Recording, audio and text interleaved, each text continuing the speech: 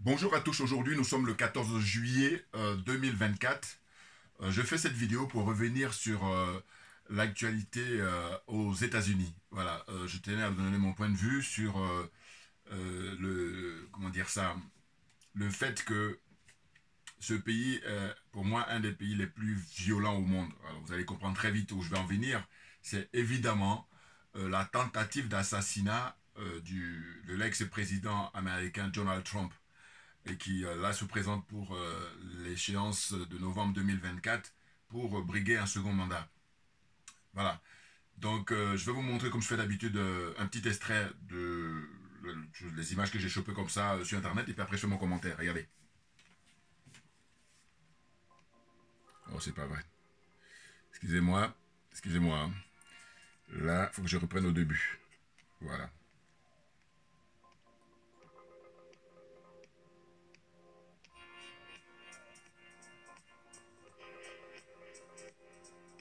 When somebody infringes a right for persons in this country to keep and bear arms, then it's an infringement of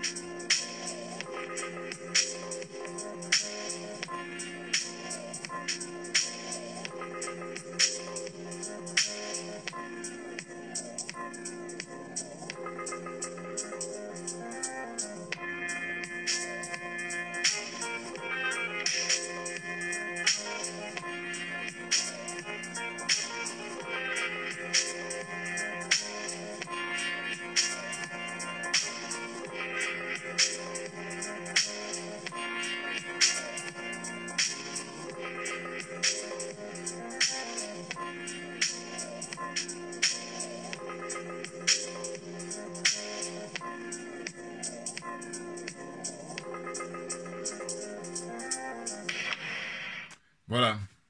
Bon, bah écoutez, maintenant je vais faire mon commentaire, excusez-moi.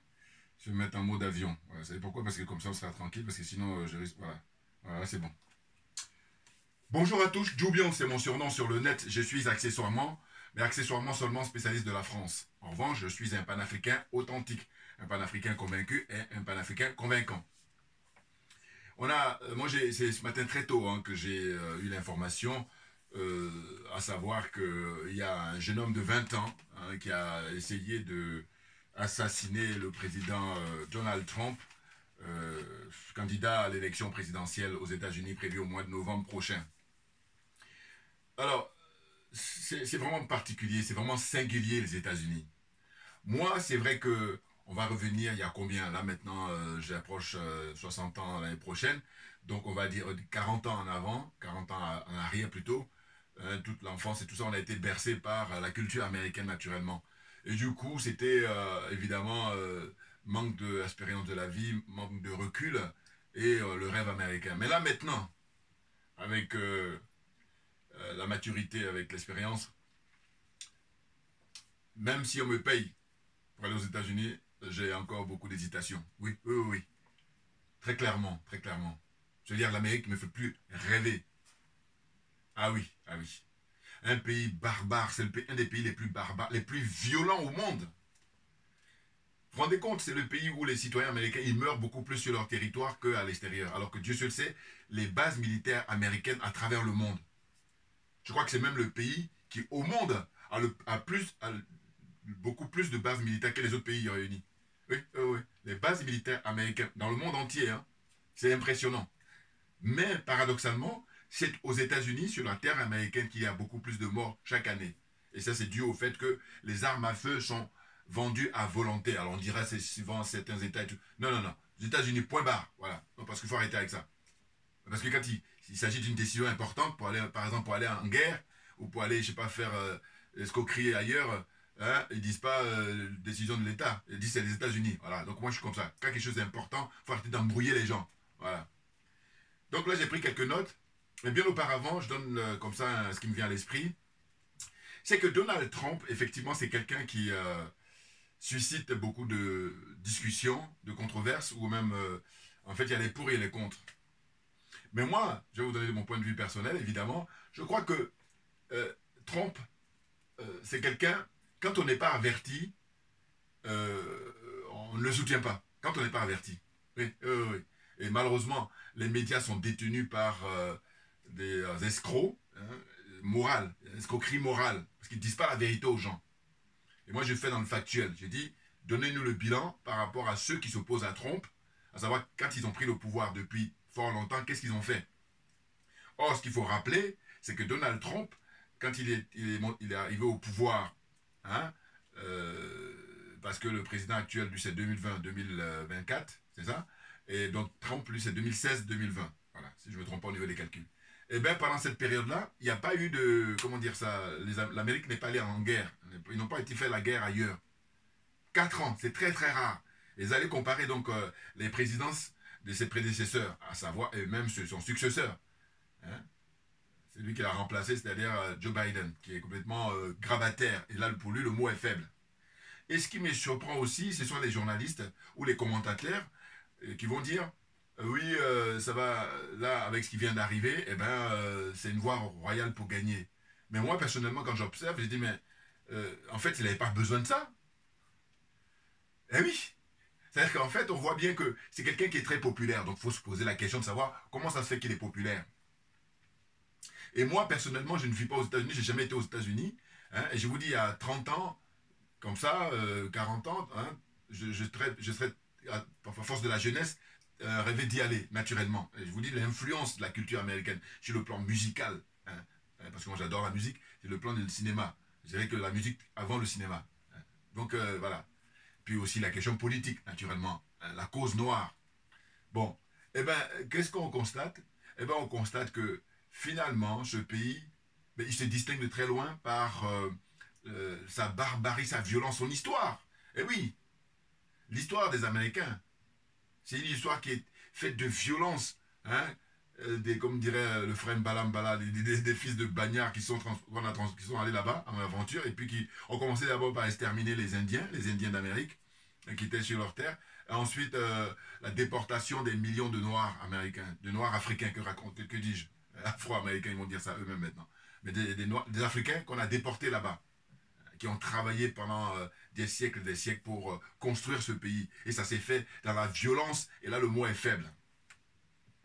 Ça s'est fait dans la douleur, dans le sang. L'Amérique a été construite hein, avec le sang des Noirs américains. C'est très grave. C'est très très grave. Et comme je dis souvent, je dis ces gens qui ont l'apparence d'êtres humains, mais qui ne sont pas des êtres humains, puisque tout ce qui brille n'est pas de l'or. Alors quand on va parler de la matière, ils vont être d'accord. Alors que c'est pareil, hein. Mais non, si tu es d'accord pour dire que tout ce qui brille n'est pas de l'or, eh c'est la même. Hein, l'être humain, là, ils ont juste l'apparence d'être humain, mais en réalité, dans la pratique, quand on voit comment ils agissent, mais ce n'est pas des êtres humains. Parce qu'il ne suffit pas de proclamer que je suis un être humain, non, il faut le démontrer. Et donc on voit très bien comment les gens agissent, comment les gens se comportent, et c'est ainsi que moi je dis, non, ils ont juste l'apparence. C'est clair pour moi. Voyez-vous? Donc je disais que Donald Trump, c'est quelqu'un qui... ceux qui s'y connaissent pas, parce que là, les médias lui tombent dessus, enfin les médias, comment dire, démocrates, hein, ils se disent médias de gauche et compagnie, lui tombent dessus en disant oui, il est raciste, il est, voilà.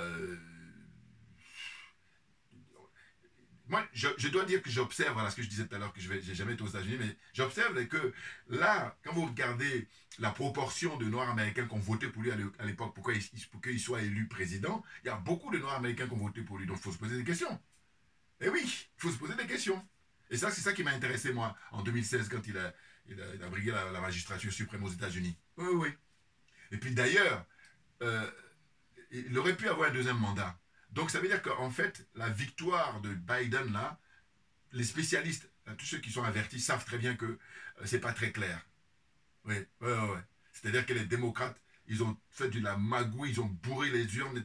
Bon, il y a eu beaucoup de discussions là-dessus en 2016, 2017, 2018. Enfin bon, rappelez-vous, rappelez-vous. Vous voyez, donc là, pour moi, selon moi, vraiment, la question concernant Donald Trump, c'est le fait que les médias sont très souvent détenus par des gens qui ont la sensibilité soi-disant de gauche, qui prétendent toujours, ils disent qu'ils défendent les droits de l'homme, mais les droits de l'homme, quel homme?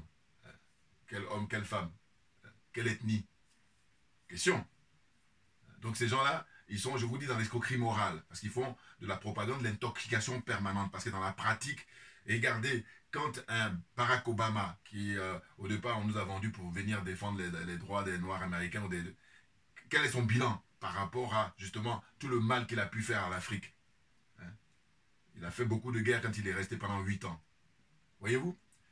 Bush, père et fils, pareil. En fait, de toute façon, tous les présidents américains, alors peut-être à l'exception à l'époque des gens comme John Kennedy, et donc Kennedy a payé le prix. Voyez-vous? Kennedy et son frère, Bob Kennedy, qui paraît-il était lui-même beaucoup plus très proche pour la cause noire. John Kennedy, président, et son frère qui était ministre de la Justice, ils ont tous été assassinés. Et quand tu regardes les images, mais c'est effroyable. C'est dans la violence mais permanente. Donc ils ont un problème, très clairement. Et j'ai dit, si on se veut honnête, à un moment donné, on se dit quoi? On se dit, bon, soit on accorde l'importance à la vie humaine, et dans ce cas-là, on rigole pas, ce qui est mon cas. Ah ben oui, parce que je dis que la vie humaine est sacrée. Donc à partir de là, il n'y a pas de négociation possible. Parce que je dis, au nom de quoi, toi, tu vas être tranquille? Ou même deux fois, ce qui se passe, c'est que les gars qui sont complètement malades, là, ils vont assassiner des gens, puis eux-mêmes, ils vont se tuer. J'ai dit, mais même ça marche pas. Parce que je dis, si tu en as marre de la vie, vas-y, supprime ta vie, et puis c'est ton problème. Voilà, ça te regarde que toi, et puis, j'allais dire, la nature qui t'a créé. Voilà, c'est tout. Donc, pour dire quoi? Pour dire que, circonstance encore plus aggravante, quand tu te permets de supprimer la vie d'autrui, et puis toi tu es tranquille, tu continues à vivre. Oui, donc je dis, quand même tu aurais supprimé ta vie, c'est pas ça qui va me convaincre. Donc, si en plus de ça, tu supprimes la vie d'autrui, et puis toi tu continues à vivre, ah non. Voyez-vous? Donc on est dans une situation comme ça, où ce pays-là, depuis très longtemps, donne des leçons au monde entier sur la liberté, sur, comment dire ça, les droits humains, etc., alors que dans la pratique, mais ils sont à côté de la plaque. Je vais vous dire, ce que je vous ai montré tout à l'heure, j'ai pris des notes, et je vais vous dire que les notes que j'ai prises, bon, j'ai tiré ça du média, sur la chaîne sur Internet qui s'appelle Brut, là. Mais c'est impressionnant. Et je dis là, en faisant cette vidéo, j'avais déjà fait une vidéo à l'époque, il y a 2 ans, je sais pas, où j'avais attaqué le président Trump lui-même, parce que j'étais en colère quand il a traité les pays africains ou pays de merde. Et puis maintenant, j'ai fait une vidéo spéciale où j'étais habillé en orange pour rendre hommage aux détenus de Guantanamo. Regardez mes images d'archives, vous allez voir. Donc je disais, voilà, le fait même que les Noirs, les Américains, de manière générale, là-bas, dans leur propre pays, ils sont à mourir le plus, mais rien que ça, alors qu'il y a d'autres choses à ajouter, c'est un pays de merde. Voilà ce que j'ai dit à l'époque. Quand je disais, bon, comme ça ne m'intéresse pas d'aller aux États-Unis, je dis quand même, on me propose un billet, voilà, je suis pas, non, il y a d'autres destinations où voilà, je suis très intéressé à y aller parce que là-bas, ça a du sens. Hein, la vie humaine est prioritaire, alors que aux États-Unis, c'est pas le cas. Ce qui est prioritaire aux États-Unis, c'est l'argent roi, l'argent Dieu, voilà. Et il y a beaucoup par contre qui sont attendez, vous savez que je dis ça pour les zones CFA, mais c'est pas seulement la zone CFA, malheureusement, dans le monde, plein qui sont aliénés, plein qui sont complexés et puis plein qui sont corrompus. Et je vous dis, au XXIe siècle, la corruption a un niveau, mais sans précédent. Et de très loin. Malheureusement. Vous voyez, donc il faut être lucide par rapport à tout ça. Vous voyez? Donc Donald Trump, en réalité, c'est quelqu'un qui, quand il arrive, moi je me rappelle toujours de son slogan, quand il battait campagne en 2016 ou en 2015, il disait « American First ». C'est pour lui ce qui compte, c'est la vie des Américains. Donc, quand il arrive au pouvoir, eh ben, il travaillait pour que les conditions des Américains soient la meilleure. Point. Et donc, moi, je dis, même si je n'étais pas d'accord à l'époque avec lui, parce que je n'avais pas le recul que j'ai aujourd'hui, je dis, mais attendez, la chose, c'est que tous les présidents des différents pays qui fassent de même. C'est-à-dire que normalement, si tu es honnête avec ton peuple, tu viens pour bosser pour ton peuple en priorité.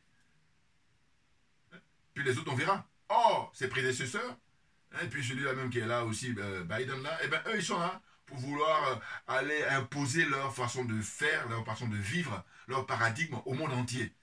Moi, je dis, mais tout le monde rentre en psychiatrie. Enfin, ces personnes-là, bien entendu, parce que c'est des malades. Mais non, mais attendez. Quand on sait la diversité des peuples, la diversité des ethnies, la diversité du monde, mais laisser les gens vivre, et que je dis, ils sont dans un procédé anachronique. Alors leur esprit colonialiste, leur esprit impérialiste. Mais là, on arrive à la fin. Là. Oui, oui, oui. Parce qu'à l'aliment des planètes, je rends hommage au frère Umutunde, qui est parti très tôt. Oui, oui, oui. Il avait dit ça dans des conférences, hein, très souvent. Aliment des planètes. Nous sommes, il dit, à l'ère du Verseau. Hein. Donc là, la vérité va être dite, la vérité elle va être mise sur la table. Elle est en train de se manifester là, très clairement. Voyez-vous? Donc, en fait, je veux dire que Trump, quand je ne connaissais pas, comme tout le monde, on a appris que c'était un milliardaire, voilà, quelqu'un de fortuné. Bon, en règle générale, si c'est des gens honnêtes, tu dis, bon, le mec, il vient là pas pour de l'argent. Voilà. Il vient là pour des convictions, pour aider son peuple. Par contre, c'est pas toujours vérifié. Parce que quand je prends l'exemple de Patrice Talon, normalement, contrairement aux autres candidats qui s'étaient présentés avant lui, là-bas au Bénin, eh ben, c'est l'homme le plus riche du Bénin. Bon, là, qu'à partir de là, il devrait venir faire une politique qui fasse plaisir à tout le monde, une politique inclusive. Oh là non, le mec, il vient, il veut continuer son business, que dis-je, hein? Et c'est son business qui continue. C'est-à-dire que en tant qu'homme d'affaires, eh bien, il est homme d'affaires toujours en étant président. Hein, et donc il a ses parts là dans les différentes sociétés, notamment les trafics, les gros camions là, qui partent de Niger au Bénin. Là, la forêt, il est coincé. Il n'y a pas que ça. Il y a plein d'autres sociétés au Bénin. Ceux qui s'y connaissent pour la société politique béninoise qui le disent dans les commentaires. Oui, c'est ça qui est vraiment révoltant. Oui, oui, oui. Non, parce que quand tu viens pour prendre le mandat de président, un mandat public, tu es là pour être au service, hein, comment dire, du plus grand nombre, de l'intérêt général. Voilà, c'est la formule consacrée. Voyez-vous? Donc, je vous dis, c'est vrai que Donald Trump, très souvent, il y a beaucoup de discussions pour savoir ceux qui sont pour, ceux qui sont contre. Maintenant, moi, je dois dire que, avec le temps, j'ai compris que le monsieur était dans la vérité parce que les adeptes de l'OTAN, là, eh ben, eux, ils passent leur temps à mentir, c'est leur religion. Et d'ailleurs, un autre slogan qu'il a levé aussi, c'est il a dit tous les pays là qui sont dans l'OTAN, payez votre contribution, et surtout les pays européens. Ouais, ouais, ouais. Je crois que c'est un des rares présidents américains à avoir cette véhémence-là. Il insistait à chaque fois qu'il prenait la parole. Il dit vous devez vous payer ou sinon il n'y a rien pour vous. Voilà. C'est direct. Et là, il a la baraka, parce qu'il a vraiment été miraculé. Le gars, le jeune homme de 20 ans qui a tiré sur lui, en plus avec plusieurs coups. Hein. Donc finalement, il y a un mort et puis 2 blessés graves.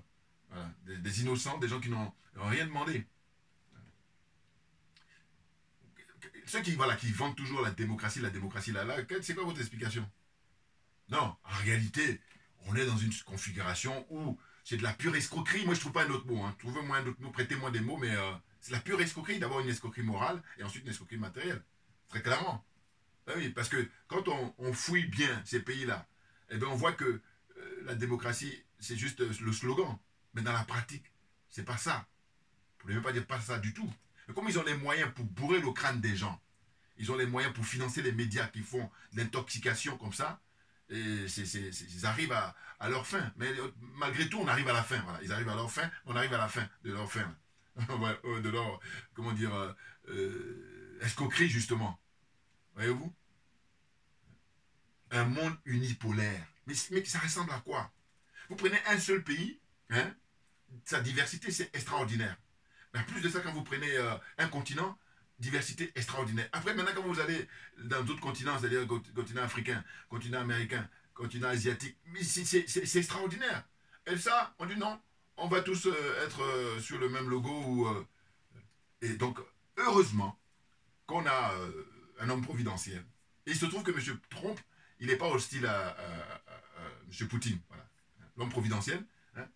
Et d'ailleurs, pour moi, je crois que M. Trump, c'est un homme providentiel pour les Américains. Et c'est même pour ça qu'il est populaire. Ah oui, ça ne trompe pas. Ouais. Ça ne trompe pas. C'est un homme providentiel pour les Américains. Je vous dis, je me suis intéressé en 2016 sur le fait que, contrairement aux autres candidats qui étaient avant lui, hein, les Noirs américains ont voté beaucoup plus pour lui.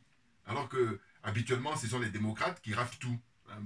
Voilà, les Noirs américains votent massivement pour les démocrates. Or là, dans le cas de Trump, c'est autre chose. C'est ça qui m'a vraiment, moi, qui m'a fait tilter. J'ai dit, ah tiens. Donc ça devenait intéressant pour moi. Voilà. J'ai beaucoup tenu compte de ça. Donc, ceux qui sont là, qui ne comprennent rien et qui refusent de comprendre, il y en a d'autres qui refusent de comprendre. Bon. Et c'est encore pire. Parce que ceux qui cherchent à comprendre et puis qui se montrent honnêtes, ça va. On peut les rattraper. Mais des gens qui sont comme ça, comment dire, ils prennent en otage l'esprit des gens. C'est-à-dire qu'ils savent au fond d'eux-mêmes hein, que c'est pas vrai, mais voilà. Parce que là, on nage dans le cynisme permanent. Voilà, d'une certaine façon. Voyez-vous? Donc c'est... tout à l'heure, avant de faire la vidéo, j'ai regardé sur Internet, il y a quelqu'un qui m'a envoyé une vidéo, là, une de mes connaissances sur WhatsApp, et que j'ai vu un monsieur, je crois que ça doit être un journaliste américain, mais qui expliquait quoi? Qui expliquait que là, lui, depuis quelque temps, il disait que Donald Trump, étant donné qu'il défend les intérêts hein, vraiment des Américains, hein, il est vraiment sincère dans sa démarche, et bien ce qu'ils appellent là-bas l'État profond est hostile. Donc il y a cette guerre-là depuis maintenant facilement 10 ans, au moins, au moins. Et quand son avènement au pouvoir, alors là, les choses se sont mises à jour, au goût du jour, comment dire, hein, en plein jour, se sont manifestés. Vous voyez? Donc là, l'État profond, hein, c'est-à-dire les gens qui détiennent vraiment un pouvoir énorme aux États-Unis, eh ben, eux, c'est plutôt privilégié des gens comme Biden, hein, Biden et compagnie, alors que Trump, il n'est pas dans ce truc-là. Hein. Lui, il a un canal qui est différent. Alors, je ramène aux spécialistes, ils vont expliquer ça mieux que moi. Mais ce qui est sûr, c'est que en apparence, on va toujours donner l'image, les médias donnent l'image de oui, c'est raciste, et tout ça. Alors que, à vrai dire, je vous dis, moi, je ramène toujours à le grand Cheikh Anta Diop, en ce qui concerne les gens qui se veulent être de gauche, là. Et ce qu'il dit d'eux, je dis, voilà, ça me confirme, puisque moi, j'ai mon expérience de vie ici, donc je vois très bien la différence aujourd'hui entre la gauche et la droite. Les pures escroqueries. Ils ne vont pas te dire la vérité, ils vont te blaguer. Hein, et puis quand tu te réveilles, c'est trop tard. Ouais, donc laissez la quenelle. Hein. Bon, j'ai fait un truc. Bouya, on est trop beau. Bon, allez, on avance. Je comprends qui veut, comprenne qui peut. Non, mais c'est de quoi dont il s'agit. Aujourd'hui, il faut bien comprendre qu'on a un tournant historique. Parce que les Américains, ils perdent la main à tous les niveaux. Sur le plan militaire, sur le plan économique surtout. Voilà. Hein, parce qu'il y a l'avènement des BRICS. Les BRICS, qui est composé du Brésil, hein, de l'Inde, hein, de la Russie, de la Chine et de l'Afrique du Sud. Et puis maintenant, d'autres pays sont venus s'ajouter. C'est pour ça qu'on parle maintenant des BRICS+. Voyez-vous? Et donc les BRICS+, s'opposent à cette, comment dire ça, dominance des Occidentaux depuis après la Seconde Guerre, hein, et qui parlent maintenant d'un monde unipolaire, alors qu'eux, ils parlent d'un monde multipolaire, où on va respecter chaque identité, chaque individu, chaque peuple. Voilà. Et si on est honnête, dites-moi, quel choix vous faites? Mais les gens n'ont pas suffisamment d'informations, les gens ne sont pas suffisamment informés, et du coup, ils suivent bêtement, hein, sans chercher à comprendre. Alors que je dis circonstances aggravantes, parce que nous sommes à l'heure d'Internet, nous sommes à l'heure des réseaux sociaux, et que par conséquent, si on veut bien, on peut avoir l'information, ne serait-ce que le minimum. Voilà. Et ça te permet, en tant qu'être humain, doué de raison et de réflexion, de savoir de quoi on parle. Hein, pourquoi ce monsieur-là, il est aussi ostracisé? Pourquoi il faut aller creuser un peu. Et là, quand on creuse, on se rend compte que non, c'est lui qui est dans la vérité. Et que les autres sont dans l'escroquerie. Voilà. Très clairement.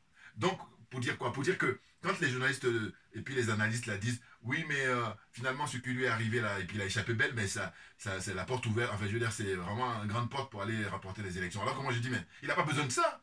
Parce que là, il est miraculé. C'est très dangereux. C'est sa vie qui était en jeu, là.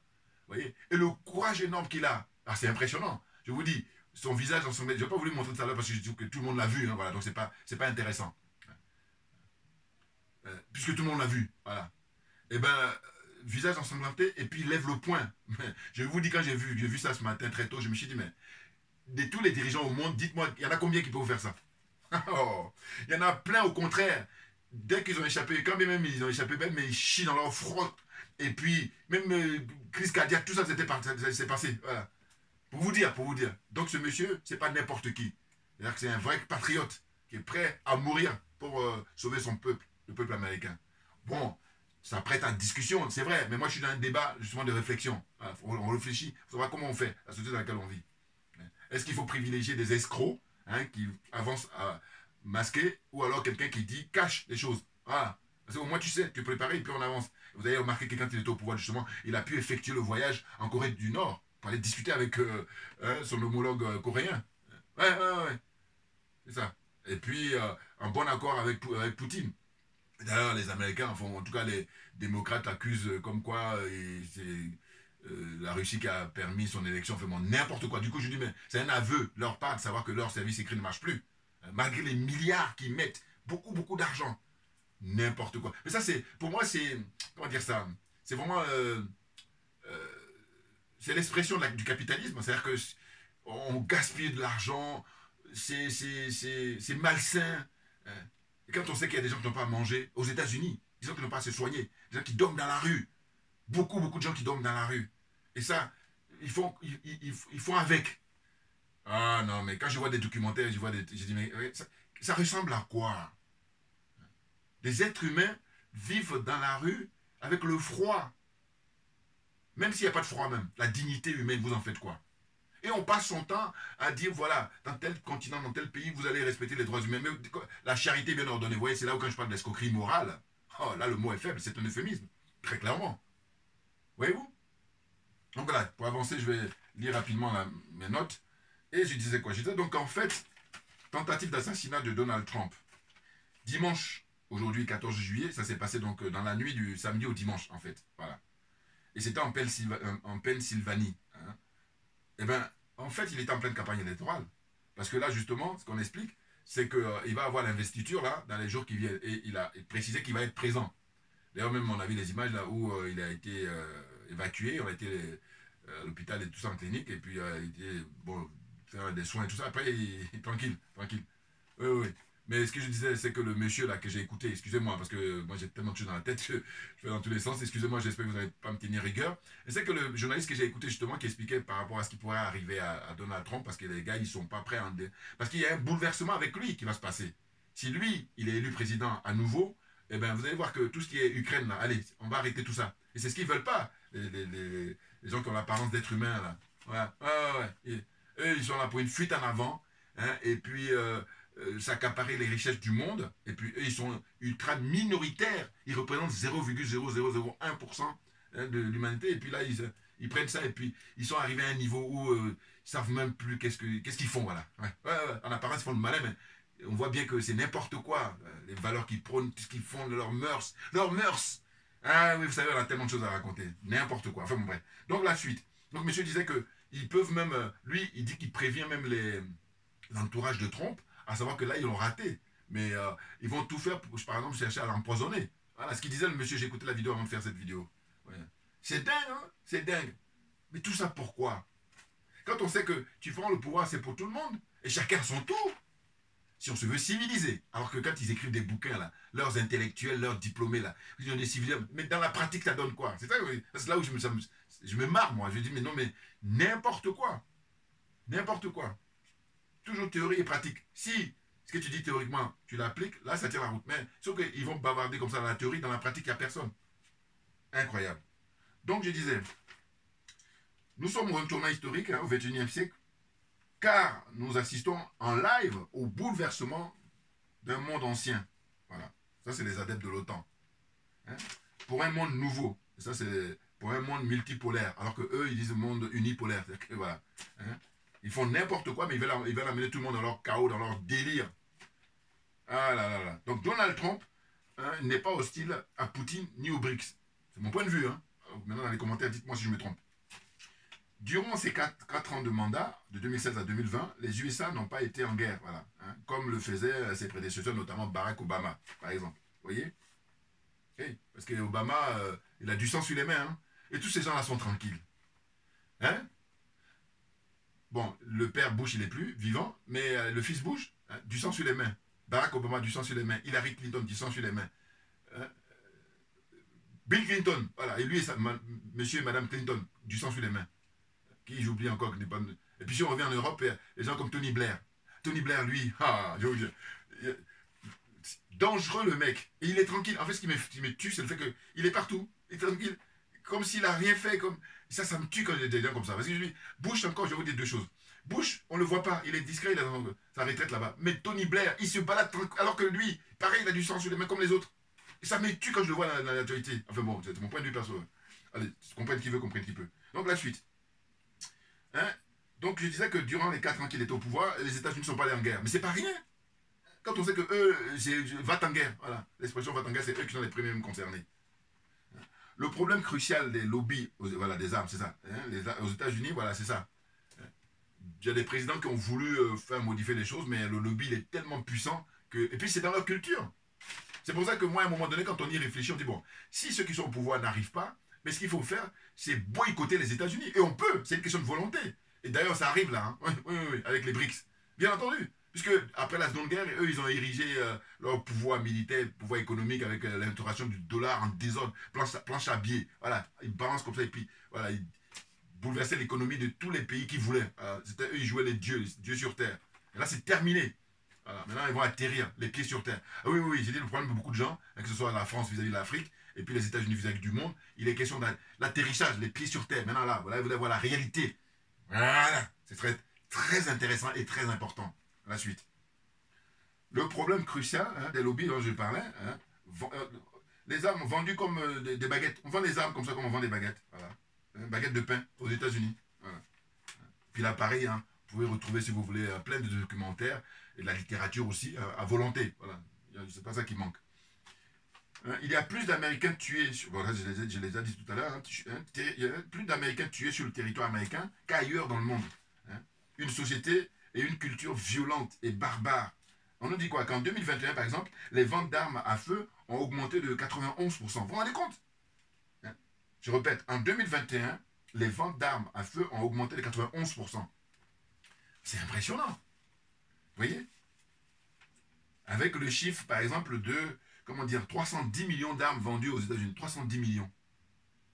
Autant dire que, comme aujourd'hui, quelqu'un peut avoir plusieurs portables, et bien eux là-bas, il y a des gens qui ont plusieurs armes avec eux, différentes catégories en plus, hein, à volonté. Puis là, dans le documentaire, vous avez vu, ils ont fait un comparatif avec, par exemple, le Japon. Comment on peut, n'importe qui ne peut pas se procurer des armes suivant leur catégorie. Donc ils ont montré le Japon, après ils ont montré la France et tout ça. Mais les États-Unis, non. C'est facile à accéder et, parce que les lobbies, ceux qui fabriquent les armes, c'est vraiment leur business, mais ils rigolent pas. C'est ça, en fait, moi je dis on est arrivé à la fin, parce que c'est un monde qui est anachronique, c'est un monde du XXe siècle. Maintenant, au XXIe siècle, il est question de préserver la vie humaine, de respecter, si surtout on parle d'être intelligent, être un être humain, doué des raisons, de réflexion, blablabla, etc. etc. Donc comme je dis toujours, la théorie, maintenant la pratique, ça donne quoi? Il faut démontrer dans la pratique. Et c'est à partir de là que tu confirmes si on peut admettre que tu es un être humain ou pas. Voilà. Voyez-vous? Donc la suite, c'est par exemple, Trump, il exigeait que les pays de l'OTAN, voilà, j'ai déjà dit, payent leurs cotisations. Il insistait là-dessus tout le temps. Et donc ça a énervé les Européens, là, parce qu'eux, ils font le malin parce que leur contribution est payée par les Américains. Pour lui, c'est l'Amérique d'abord. Donc, il préfère travailler pour le bien-être de ses concitoyens, des Américains. Bien entendu, bien entendu. Hein, donc, je dis, c'est un pays où la vie humaine ne compte pas pour ces gens-là, qui, selon moi, ont juste l'apparence d'être humains, mais ne sont pas des... Bon, ça, c'est ce que j'ai dit tout à l'heure, voilà, c'est ça. Hein. Donc, j'ai dit que Trump n'avait pas besoin de ça, d'échapper belle, là, de miracle, là, il n'avait pas besoin de ça. Quel que soit le candidat démocrate, si les choses se font dans le respect de chacun, mais Trump, personne aujourd'hui ne peut l'empêcher, je dis au point de vue électoral. Voilà. Ils peuvent présenter tous les candidats qu'ils ont, les démocrates, personne. Là, bon, évidemment, la discussion porte sur le fait qu'il est sénile, comment dire, Joe Biden, mais en réalité, ils savent eux-mêmes, parce qu'ils réfléchissent là-dessus 24 heures sur 24, comment on va faire? Est-ce qu'ils prennent la vice-présidente, alors qu'on dit, paraît-il qu'elle ne fait pas l'affaire parce qu'elle n'a pas le charisme, voilà. Et puis, quand même on la prendrait, de mon point de vue, je dis, Trump, il va les battre eux tous. Même ils peuvent ramener les acteurs là, parce qu'il y a tous les grands acteurs là qui votent démocrates. Les comédiens, les gens de Hollywood là. Hollywood, alors là, Hollywood, c'est, je pense, si je ne me trompe pas, 80%, 90% jeu de la... 80-90% démocrates. Si je ne me trompe pas, dites-moi. George Clooney et compagnie là. Voilà. Même s'ils le mettent là, Donald Trump va les battre. Ça c'est sûr. Parce que bon, comme on dit aux États-Unis, c'est juste 2 mandats, pas plus. Mais sinon, lui, avec justement ce qu'il vient de vivre là, naturellement. Mais même avant ça, je veux dire, moi, pour moi, il est trop populaire parce que les Américains ont compris que là, avec ce gars-là, je vous dis, selon moi, j'observe les activités des uns et des autres, l'attitude des uns et des autres, la politique qu'il faut mener, la manière dont ils agissent, je dis, voilà, homme providentiel. Donc, Trump, ce serait je vais au conditionnel là, ce serait l'homme providentiel pour les Américains si, voilà, il revient au pouvoir. Clairement, c'est clair. Donc là, ça veut dire qu'il n'y avait pas besoin de fusillade parce que les commentateurs là, qui ne connaissent pas de creuser un peu, ils font des trucs, des analyses faciles en disant oui, ben ça y est, avec ça, non mais bon, faut dire que souvent ils sont tous corrompus et bouya, trop bon, trop bon. Mais bien entendu, qu'est-ce que voulez-vous? Donc la suite. Il faudrait revenir à la création des USA. Voilà, il faut se plonger maintenant dans l'histoire des Américains. Hein, avec les Indiens qu'ils ont exterminés, avec ce qu'ils ont fait aux Noirs américains, hein, l'esclavage, la ségrégation, les lois raciales, hein, lois racistes, la négrophobie, enfin. Et puis il faut regarder aujourd'hui, même encore aux États-Unis, hein, dans les prisons américaines. Vous faites une étude sociologique, à savoir hein, ceux qui peuplent les prisons américaines. Alors que les Noirs ne sont pas majoritaires, mais pour autant, eh ben, ils sont majoritaires dans les prisons. Vous voyez? Bon, c'est très compliqué, parce que justement, moi, personnellement, en tant que panafricain, j'en veux aux dirigeants africains. Voilà. Parce que je dis, si on avait affaire à des gens sérieux, justement, c'est pour ça qu'on en revient toujours hein, aux pères de l'indépendance, c'est-à-dire les panafricains, les vrais, pas les pseudos là. Et j'observe qu'aujourd'hui, on est dans une espèce de... Ceux qui ne sont pas panafricains, ils font le malin comment dire ça, à brouiller les pistes. Parce que moi je dis, il ne faut jamais oublier les pères qui ont fondé le panafricanisme. Les Marcus Garvey, hein, un Jamaïcain, et puis tout ça. Et puis quand on arrive en Afrique, on a des gens comme Kwame Nkrumah. Eh bien, il faut toujours rappeler ça, les contemporains, c'est-à-dire que Kwame Nkrumah, sa génération, c'est qui? C'est les Houphouët-Boigny, les Senghor. Qu'est-ce qu'eux, ils faisaient? Eux, c'était des collabos, ils pactisaient avec l'Occident. Donc tu ne peux pas pactiser avec l'Occident et puis dire que tu es panafricain, ça n'a pas de sens. Ou alors c'est ne pas comprendre le sens du panafricanisme. C'est ce que j'ai dénoncé. Et donc, les frères Bassirou et Sonko, là, en fait, eux, je vais parler un moment dans ma vidéo passée de naïveté, mais non. Je dis surtout, je soupçonne beaucoup le cynisme. Et là, ils ne sont pas originaux, puisque le cynisme, il est dans pratiquement tous les dirigeants de ce continent, enfin, de ces pays-là, qui travaillent avec l'Occident, qui collaborent avec l'Occident pour avoir des miettes. Corruption morale d'abord, et puis corruption matérielle ensuite. Voyez-vous? N'importe quoi. Même les collaborateurs de Patrice Nsou, là, il parle, le porte-parole du gouvernement, il dit, ouais, panafricain, mais non, c'est dingue, hein. Mais j'ai dit, moi, maintenant, mon souhait, mais vraiment mon grand souhait, c'est demander au président Assimi Goïta, au colonel Assimi Goïta, hein, aux dirigeants maliens, et puis au président Ibrahim Traoré, le capitaine Ibrahim Traoré, hein, et au général Tchani, hein, réunissez-vous, soit vous le faites, chaque pays fait, mais sinon, réunissez-vous, convoquez tous les ambassadeurs qui sont dans vos pays là, respectifs. Vous les convoquez. Et puis vous convoquez les médias, les journalistes du monde entier. Et vous montrez tout ce que vous avez comme preuve là. Aujourd'hui, hein, on est en juillet 2024. Il faut le faire. Il faut le faire avant que l'année 2024 ne se termine. Parce que sinon, ils nous fatiguent les menteurs, là, les voyous gangsters qui sont au pouvoir. Là. Parce que, voilà, d'une certaine façon, le fait que vous ne montrez pas, vous vous contentez seulement de dire, eh bien, eux, ils font le malin. Alors que quand vous allez apporter comme ça, en mondiovision, les preuves que vous avez, voilà, maintenant on va voir ce qu'ils vont dire par la suite. Alors c'est vrai que nous ne sommes pas forcément des gens avertis à ce niveau-là, ou en tout cas on n'est pas dans le secret des dieux, mais en tous les cas, par notre bon sens, c'est-à-dire que quand le président Ibrahim Traoré dit, bon, voilà, moi j'ai des preuves, je vais les montrer bientôt, l'autre il a le culot, le porte-parole de Talon, là, de dire que oui, l'hôpital qui se mord de la charité, ou je sais pas, n'importe quoi. Je dis, mais la solution, c'est, quand on va montrer ils vont moins la ramener. Ouais. C'est jusqu'à présent, là, ça traîne, c'est pour ça qu'ils font le malin. Enfin, de mon point de vue, hein, c'est clair. Bon. Donc, je disais qu'il faut revenir sur l'histoire américaine. Un pays barbare, un pays violent. Puis regardez là, prenez les films. Voilà. Le seul truc, et encore même dans la musique, quand on voit les clips, c'est que la violence. Mais c'est en permanence chez eux. Comparé par rapport à tous les pays du monde, c'est le pays le plus violent qui puisse exister. C'est dingue. Ah oui. Et là, il faut se poser les bonnes questions aujourd'hui au XXIe siècle. C'est clair. À un moment donné. C'est pas à un moment ou un autre. Hein, non, à un moment donné. À un moment là, maintenant. Eh oui, c'est comment ça se fait. Pourquoi la vie humaine n'est pas importante pour vous? Et je vous dis encore une fois, toi, je t'en as ras-le-bol, mais vas-y, élimine-toi, c'est ton problème. Vis ta vie, et puis mais laisse autrui. Parce que c'est pas toi qui l'as mené là où il est. C'est pas toi qui l'as fait naître. Voilà. Ah là là. Mais enfin, bon, bref, on poursuit. Hein? La constitution américaine n'est pas favorable aux Noirs. Et ça, c'est un frère, je crois qu'il est camerounais ou congolais, qui est de temps en temps interviewé sur Afrique Média. Là. Lui, il est spécialiste. Je ne sais pas qui s'appelle Ndonkwe. Il est très très bon. Hein? Ah oui. Lui, il explique parce qu'il vit aux États-Unis en plus. Il explique. Il dit, mais vous lisez la constitution américaine, mais c'est une constitution qui est hostile aux Noirs américains. Eh oui. Une constitution raciste vis-à-vis des Noirs américains. Donc quand je parle de barbarie tout à l'heure, il y a une barbarie morale, une barbarie psychologique, une barbarie physique, enfin bon, à tous les niveaux. Violence comme ça. Donc la suite. Donald Trump a été un miraculé, voilà, c'est clair, tout le monde a vu, un mon Dieu visant les images, hein, voilà, parce que le miracle c'est que quand il s'exprimait, il tourne tantôt comme naturel, hein, et puis heureusement que c'est au moment où il tourne la tête là que le mec a commencé à envoyer les balles, enfin à tirer, et il s'est blessé à l'oreille. Et je vous dis, mais quand on regarde les images, c'est impressionnant parce que le monsieur, il est un des rares comme ça à être courageux. Parce qu'il y en a plein de dirigeants, les dirigeants du monde entier, là, prenez pays par pays. Dites-moi ce qu'il a vécu hier, là, combien auraient levé le point pour dire ouais, on lâche pas, la bataille continue. C'est impressionnant. Voilà. Et moi, c'est ça qui m'intéresse. Voilà. Le courage des gens. Non pas les lâches là, qui ne peuvent même pas aller faire leur service militaire et puis qui sont les. Et puis j'ai déjà dit dans le passé, hein, je dis, regardez. C'est ça qui est intéressant dans l'attitude humaine.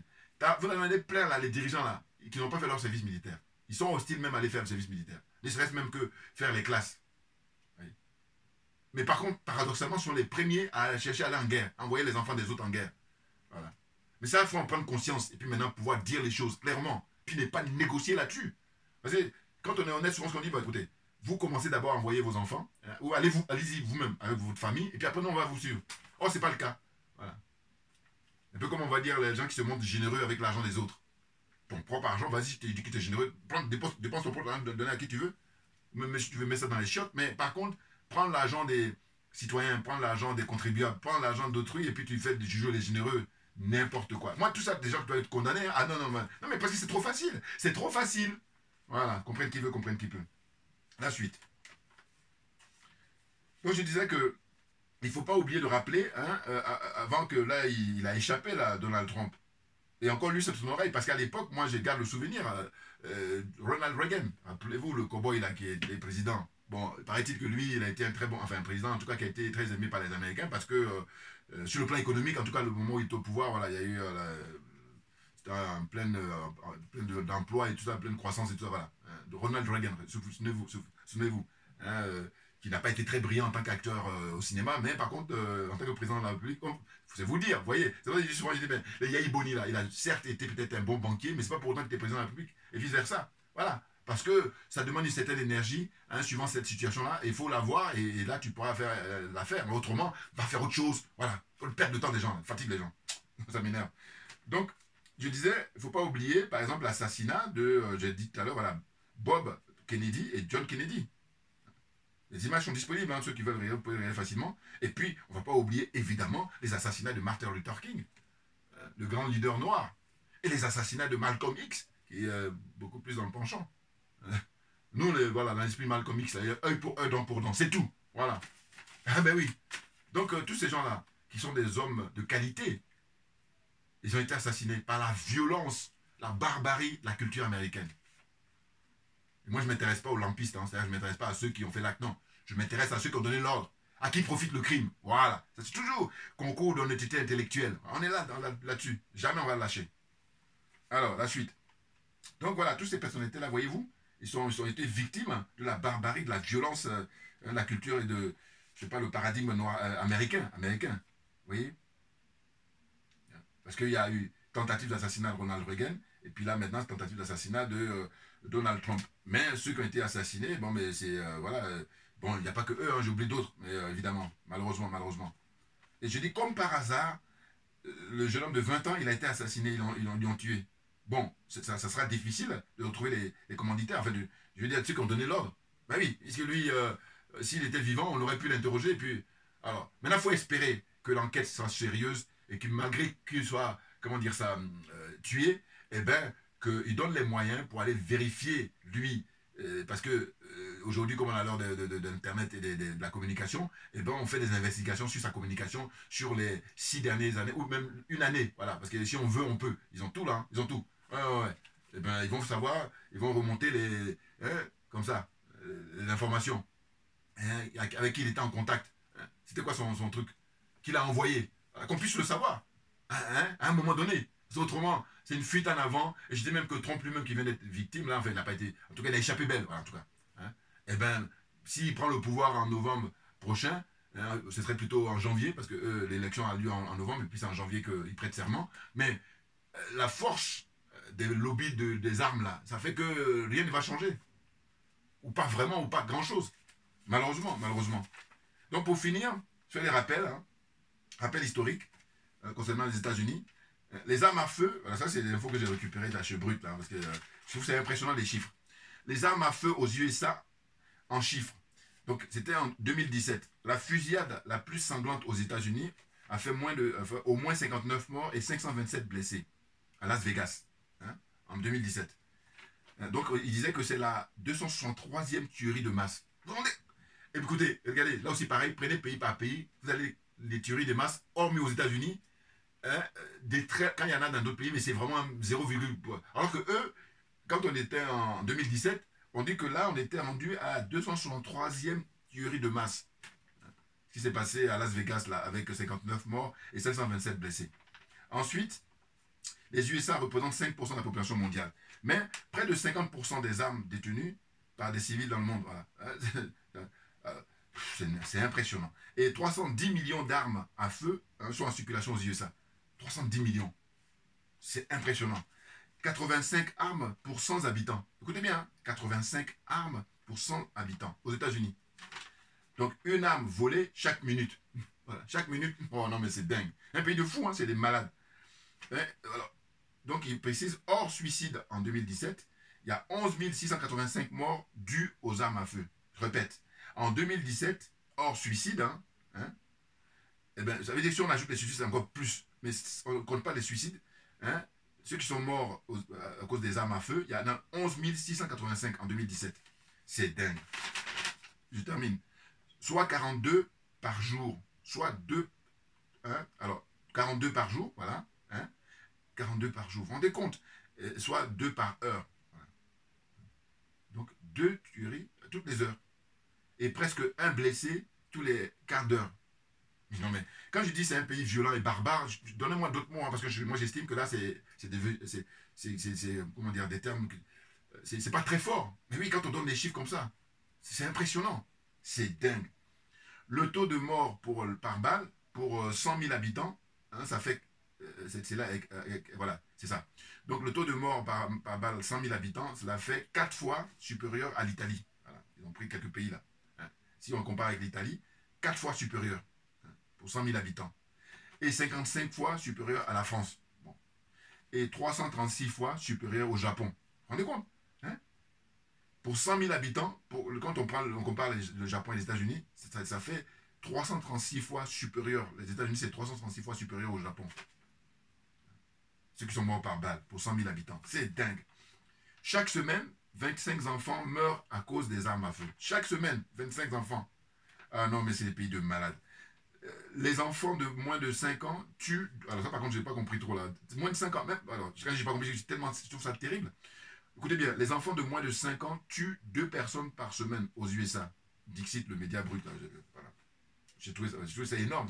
Moins de 5 ans. C'est dingue. Donc, je termine. Hein. Visiblement, Donald Trump était un vrai combattant et prêt à mourir pour défendre les intérêts de son peuple, le peuple américain, avec le poing levé après avoir échappé à la tentative de son assassinat avec le visage ensanglanté. Combien de dirigeants au monde peuvent agir ainsi? Voilà la question que je me posais. Voilà, chers amis, chers frères et sœurs, ce que j'avais à dire là, mon point de vue sur ce qui se passe aux États-Unis. Et ça va être tendu, ça va être difficile hein, les jours, les semaines qui viennent. Parce que, je vous dis, le journaliste qui a parlé là, il a dit, mais non, mais parce qu'il y a un basculement là qui est en train de s'opérer. Et lui, il est, d'une certaine façon, en avant-garde. Et du coup, les gens qui ne veulent pas, qui veulent le statu quo, les militants d'un monde unipolaire là, hein, j'ai dit qu'ils sont restés bloqués au XXe siècle, eux, il a été loin, hein, il a dit, il risque même de l'empoisonner. Bon, on n'espère pas que justement, tous ceux qui sont à le soutenir, ils vont se mettre en bloc et puis dire que voilà, là il a échappé belle, mais pas échappé belle 2-3 fois. Hein. Non, non, voilà. Bon. Merci beaucoup à vous tous pour votre attention et puis à très bientôt. On ne lâche rien, mais simplement parce que c'est nous qui avons raison. C'est tout. Voilà. On la ferme et puis on s'assoit, on prend des notes.